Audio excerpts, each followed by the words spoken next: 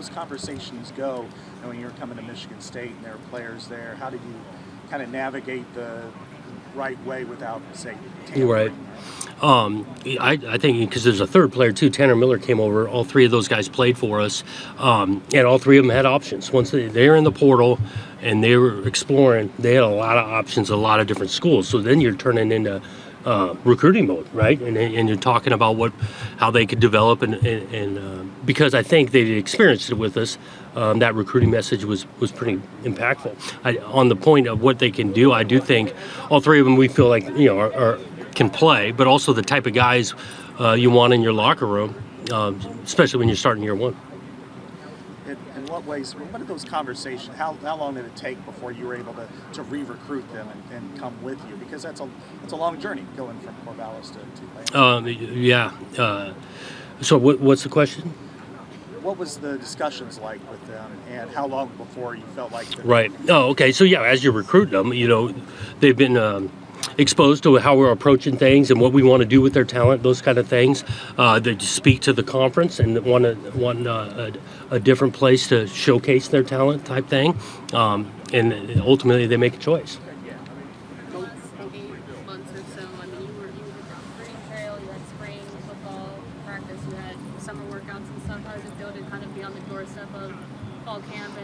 Getting to set this thing in motion after months of so much.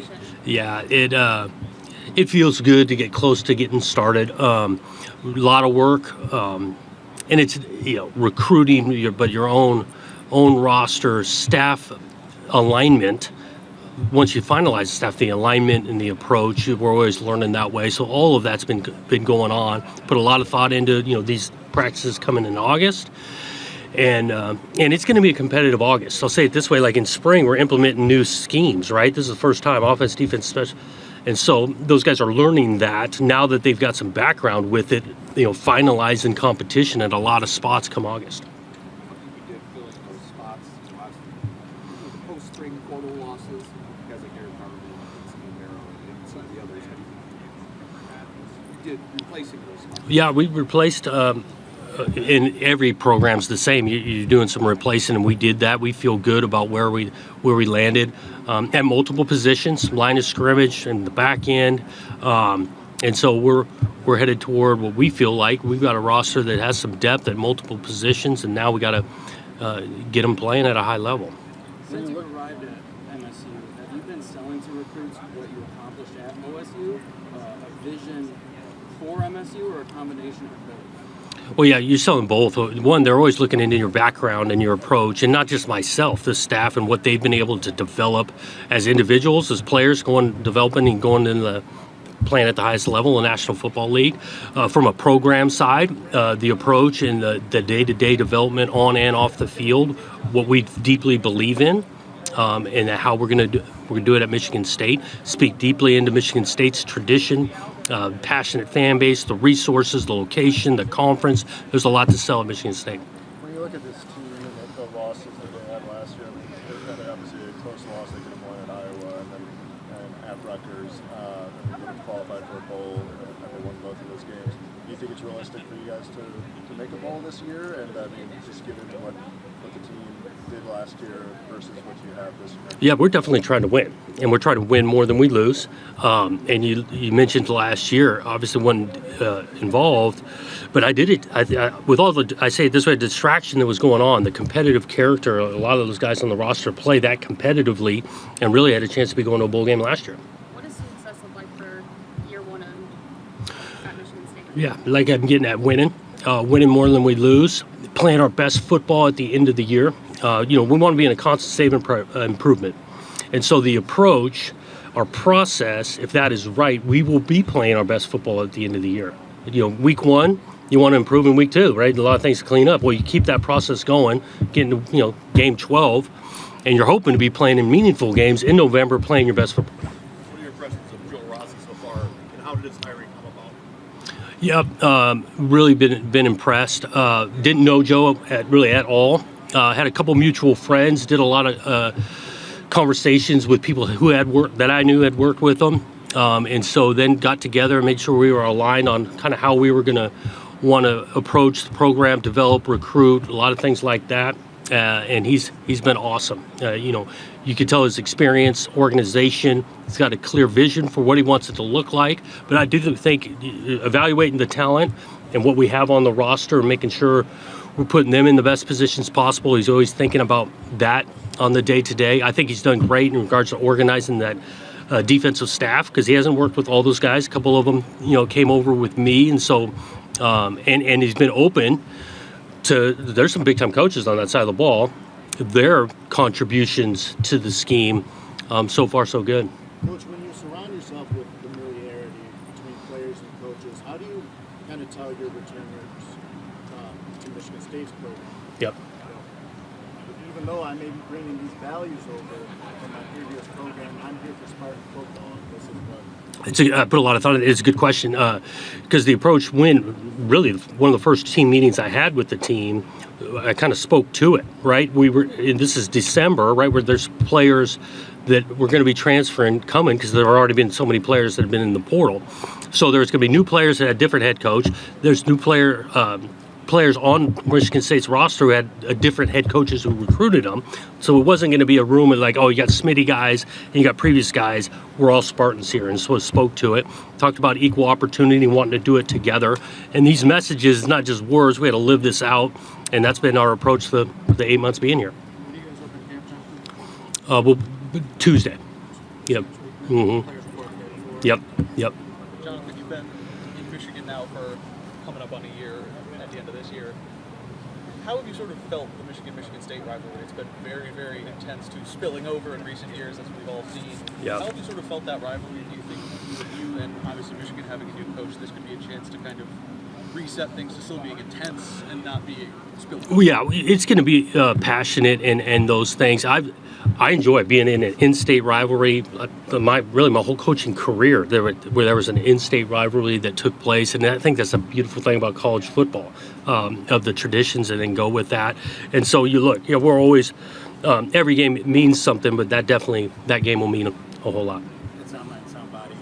You were spending a little bit of time with Sharon more. Yep. Did you know him before? Nope. That was really I guess at the Big Ten meetings I bumped into him, but that was the first time. How's your relationship grown since then, or like have you? We don't have a lot of communication. It's fine. I mean, but I pay him respects for what he was contributing to the last few years of that place. John, when he most regarding Michigan State, talking to people, what have you learned about what Michigan life really means? I just continue. It means a lot. It's a state divided. It's even families divided, which is common in other rivalries. And I go back to I think it's a great thing for college football. When you got together with Jack Bell and Kevin Miller, the players, the coaches, and the coaching staff, do you guys get a chance to just have a moment to yourselves and talk about East Lansing, what together, what kind of things you talk about, some common observations? I know the guys mentioned the food. They like the food around town. You got a few of the players that comes up. The guys in the locker room, football meaning a lot to them, and the way they practice and go about it. A bunch of good dudes. It's not like we sat there day in and day out talking about this, but those food players, good dudes. Jason, I'm wondering, different era, of course, but year one at Oregon State versus year one here. Do you see any similarities to what you had to do, to what you wanted to do here, and any differences? Yeah. Anytime it's year one, there's going to be some similarities. I think you're always building, whether you're in year one or year nine, that approach of always wanting to be this constant state improvement, building something. There's some similarities there. I think differences. Well, first time year one at Oregon State, I was the first time head coach. I hadn't worked with a lot of the guys on staff type thing. Now I've been a head coach for 6 years, going on year 7. Hopefully, I've learned a bunch, and we've got a lot of shared experience with staff that came over. Would you say it's easier or more challenging in this era with all the things? Maybe it's Yeah. I guess. I don't know. It's tough to know. There's challenges, but challenges comes across like that's a bad thing. I don't. I'm kind of excited about a new challenge and doing some hard work, but I don't know what years, because of the landscape, if it dramatically changes.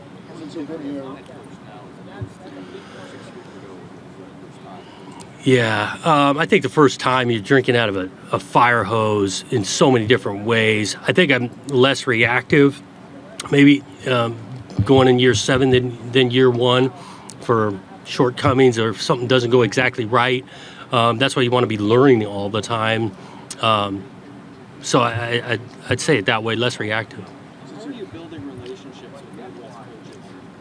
Trying to get out in schools as much as possible, trying to invite them to campus, watch us practice or talk some ball, those kind of things. Did some camps in the state when, there's such limitations on the head coach getting out, but our staff has made an emphasis of getting in a lot of Midwest high schools. Since you've been here, what area of the roster do you feel like you've improved the most through acquisitions? Right. Not knowing deeply, it wasn't here last year on what improved and whatnot. I know we feel good. We've got some players at inside linebacker and some depth, and we have guys can play at that position. Obviously the entire quarterback room flipped. I'm optimistic even on the offensive line of these guys working, and there's some talent there, and I'm optimistic that we can do some stuff. It seemed like you made a lot of changes, particularly in the secondary. You talked about the thought process there and why you went so aggressively there. Well, that secondary in this day and age in football, a lot of times you're playing 5 DBs at a time on the field, and so you need to fill the room with numbers and create some competition in that aspect. And so we want to have a good amount of DBs. No one at Michigan State had a 100-yard receiving game last season, and I'm just curious, watching film, seeing what guys have done in spring, how do you feel about the depth of that receiver? And Yep. what do you think might look different, I guess, this year? I think there's some guys in the room that are good players. I look at Montori Foster and watching the spring that he had and learning the scheme and being able to play multiple positions. Nick Marsh, I know he's young, but he's got some real talent to him. And so I'm confident that we can have an effective passing game with the complements of receiver, tight end, quarterback, the back out of the backfield, and some protection. Nick Marsh and Aiden Childs had a youth camp, I think it was earlier this month Yeah. together, and Yeah. it seems like they're kind of building a friendship off the course.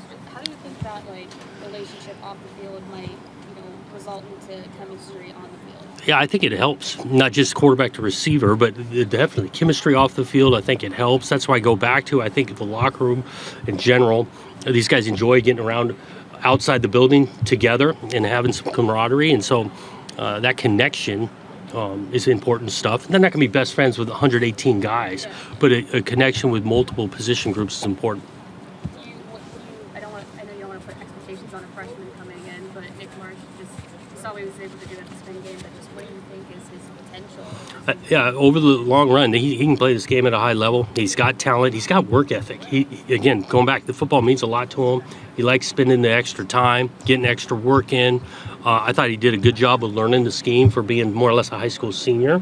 And that would be the next step for him in the month of August to continue to tighten up a lot of his game. A lot of focus obviously has been on Aiden. What do you like about Tommy? Touchdown Tommy. This guy had a big time spring. I mean, he made some impressive plays. Not just all about throwing the ball, but composure in the pocket, understanding the scheme, very limited mistakes. He did a really nice job. The big statement about being part of the first player. What led to him being your first player? He actually came by the hotel. Yeah, he came by the hotel. It was the first or second night, and we just chatted in the lobby. And it wasn't just me; it was a few other coaches. What was sort of your first impression? He was impressive, well spoken. Spoke about school, kind of his life background, what means to be a Spartan. Was really impressed. I know practice is right around the corner, but does this team have an identity yet? If not, what do you want that identity to be? Yeah, I think we're working on the identity. We got to go through this practice and play a couple of games. We want to establish both, a physicality on both sides. And again, I want to be a team that plays together, that finishes. And we want to be known by that. Given the turbulence of what happened last year, how much did you get the sense when you walked in the locker room that the players were kind of thirsty for maybe somebody who would not only lay the foundation, but really wouldn't do, shortcut it and try to do it in a methodical way? Yeah, I felt the response for a lot of the guys, if they were looking for a fresh start, kind of a different direction. They were receptive. Again, I think as time goes on, opportunity and our approach and the consistency of it, those that'll be here for the long haul will improve, develop. What traits do you see in Nathan appealing for you in your offense? And can he be a guy that you guys kind of lean on while everything gets figured out? Yeah, you want to have some diversity in the way you get guys the ball out of the backfield, and so yeah, his scheme of knowing the run game, and I think he's got some vision, instinct. He's got patience. It's not about all the time running as fast as you can. You got to set up some blocks. Can catch the ball out of the backfield. Understands the concept because we're going to ask him to pass protect some, and he's been on that as well. He's played all over. Yeah. I think versatility. I think he can play nickel. He can play some safety. Obviously, he's played some corner, physical, can run. We like the flexibility back there because he's pretty talented to move around. I think he's been really well spoken since I've been here, representing the different spots in the community for Michigan State football. So I was really proud to bring him. Players around the roster that we've not seen yet, transfers, like Cameron Adams, running back. Yep. When you look at him on the field transfer, what do you like about him? And you've been around him. Yeah, we liked his physicality, his production he's already had. I think it was a nice change up to maybe a little bit different than Nate's skill set, and so having some difference there in the backfield. Maturity, but wanted to have an opportunity for a year to play at the biggest and the best, and he's been working since he's got here. I know he's excited about the opportunity.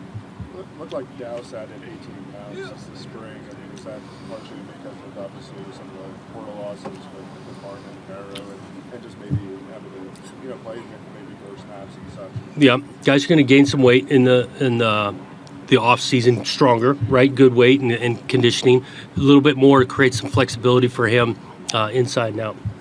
Jonathan, you obviously recruited against Oregon the last several years in a very different context, but what has it been like since you've joined MSU and since they've officially been joining the league, and what that's looked like in that perspective and from your perspective on what went into Derek Harmon?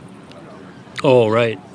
It's the day and age where guys are going to have opportunities to really twice a year get recruited. And, Derek's a talented player that in his best interest, he felt like it was to go to another place, and he did.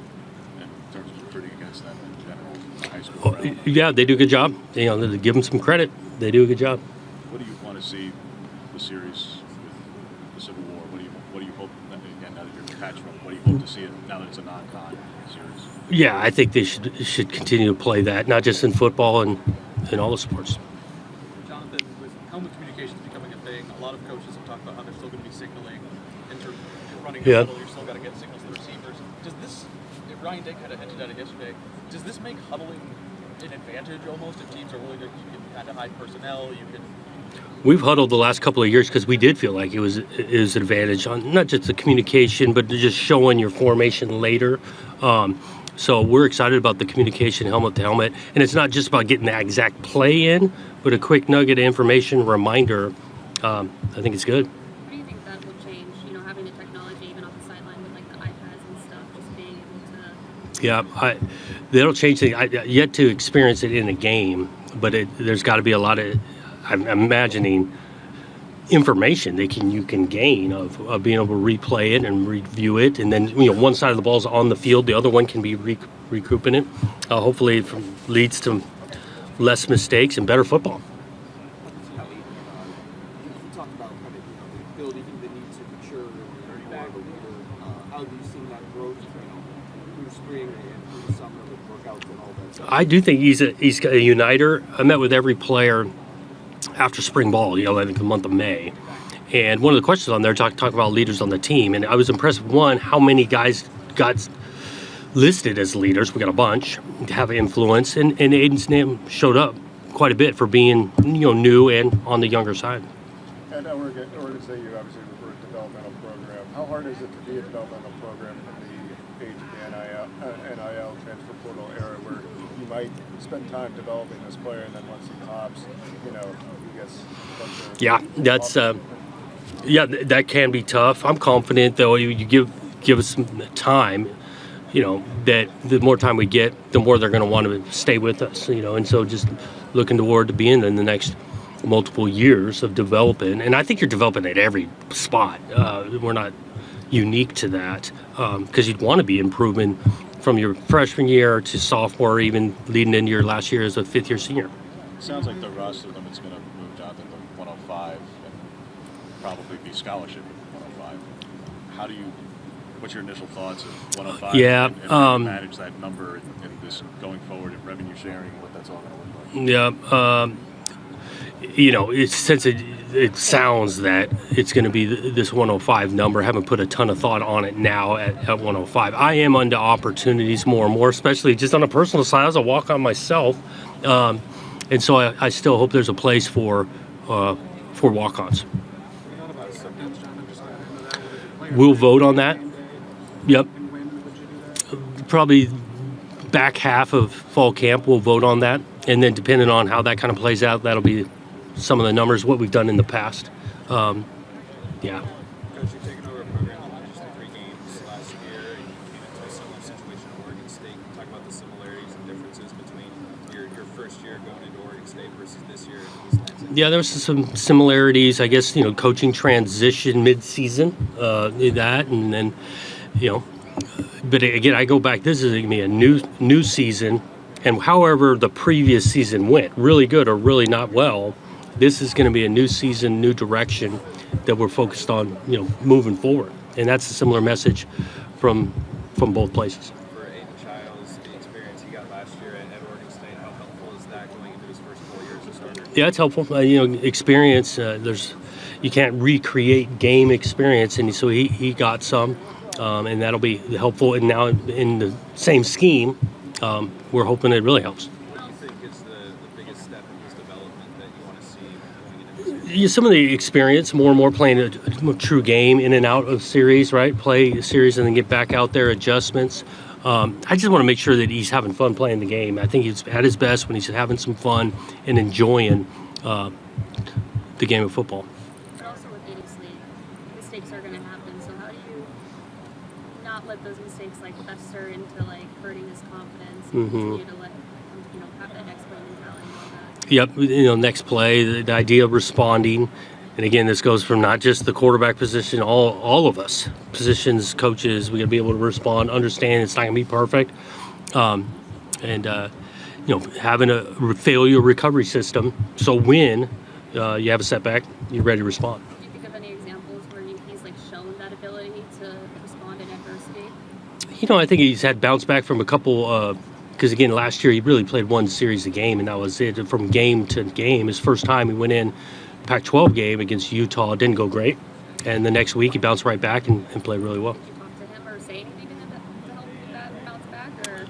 I don't know about in particular that example. We definitely talked during fall camp last year. He was having a couple of struggles, and we reset, let's say, on a conversation or two, and started playing a whole lot better. Coach, I know it's something we can't necessarily dwell on, but initially, you have that big wave, guys leaving right after spring camp. Is that a little deflating when you're new to this program and you feel like, look, what went wrong?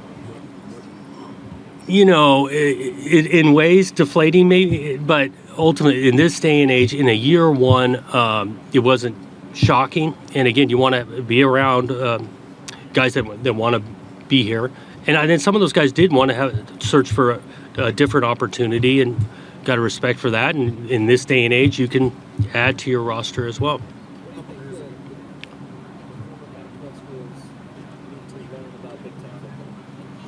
Yeah, it's kind of tough for me being experienced only about 8 months here. I will say those 4 coming in, they get some real tradition over there.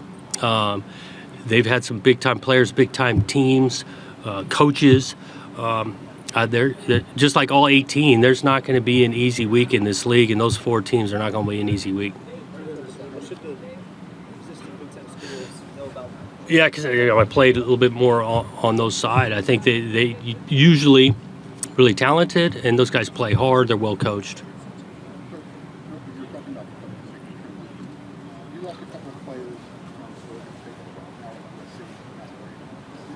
Yeah, Easton and Keeley. Yeah, those guys love football. They're good dudes to be around. Easton's instincts can tackle Keely sideline to sideline.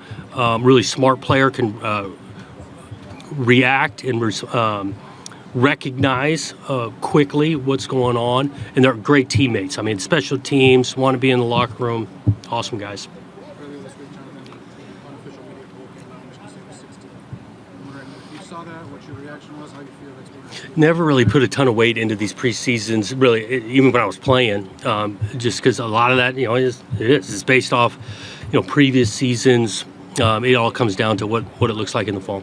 Jonathan, I realize it's nearly 3 months away and you've got a lot between now and then, but that trip to Eugene on a Friday night in October is going to be personal. It's going to mean a lot. Family going back. What do you hope on your team winning and being successful in that way? I mean, for that trip for you, for your family to come back, what do you want? You're going to walk away feeling okay, having gone back to the state, and the last game that you coached there was there again.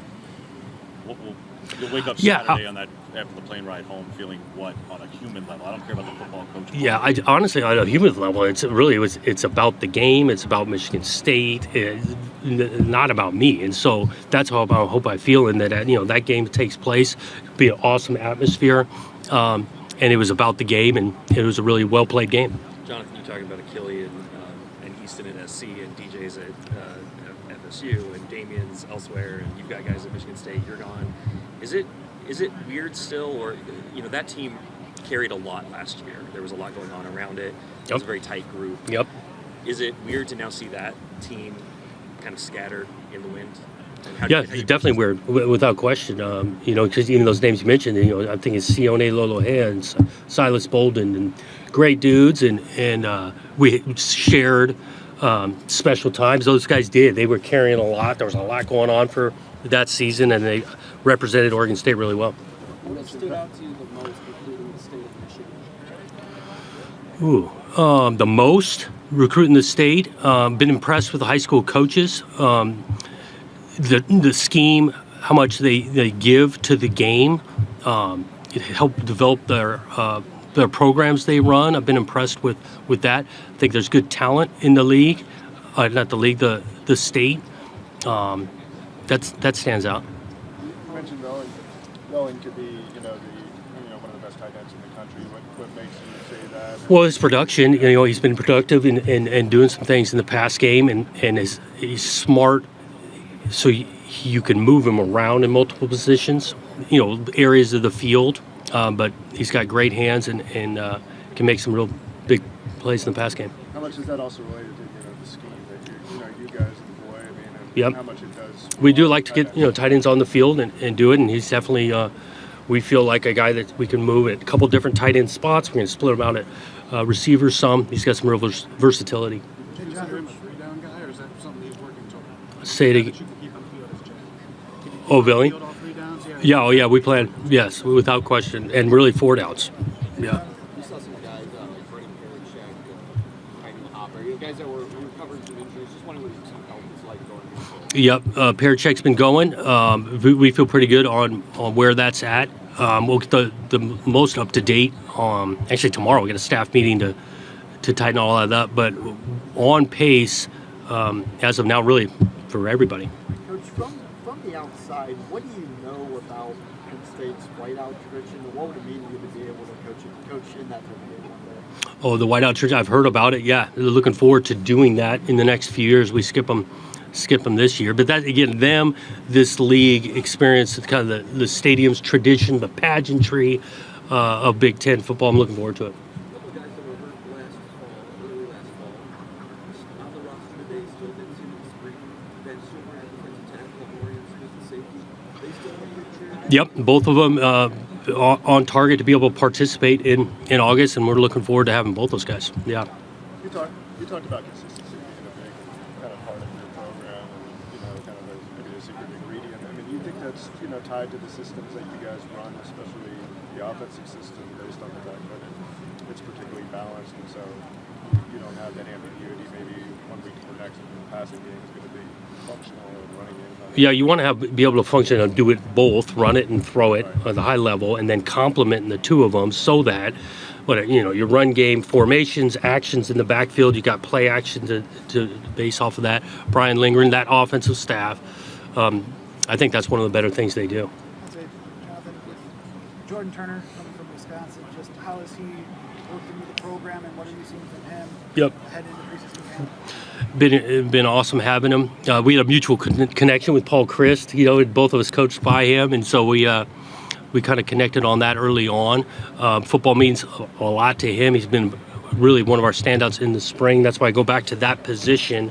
Cal, Jordan, Wayne. We've got some depth and some talent in inside linebacker. And then also with, I know you can't talk about 2025 verbal commits right now, but I know that you recruited this in Wisconsin. Just what's unique about recruiting within that state of Wisconsin and just the players that are within it? Yep. I think it's maybe not unique to Wisconsin. We want to build the roster from inside out and start within the state, builds into a driving distance, and Wisconsin's right up that alley. Football players there come. I think there's some good coaching going on over there. We had a couple of visitors from Wisconsin, high school coaches. That stands out. Brian mentioned in the spring that he watches the 49ers, but he also mentioned he watches the Lions. He studied the Lions offense with what Johnson does. Yeah, those guys. Brian way more than I, but he does, and they had a great year. It was fun to kind of experience the back end of it. Getting over here to Detroit and all of that, and so we want to be that on the cutting edge and what's taking place at a high level other places. We want to be studying and learning from it. We got time for one more, guys. We got to get over Big Ten Network. Say it again. How important was that month of June for you? Oh yeah, it was huge. Yeah, we had a bunch of visitors going to camps, had our own camps to evaluate and look some things. I thought we got a lot done in the month of June.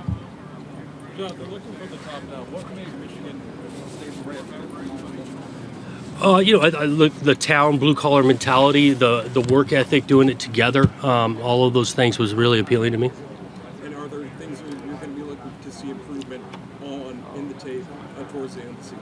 Yeah, we want to be playing our best football at the end, and each position group, each player, each side of the ball, team, from week 1 to week 12, that we're guaranteed. We want to be improving and getting better. All right, thanks, Coach. Appreciate it. Yeah.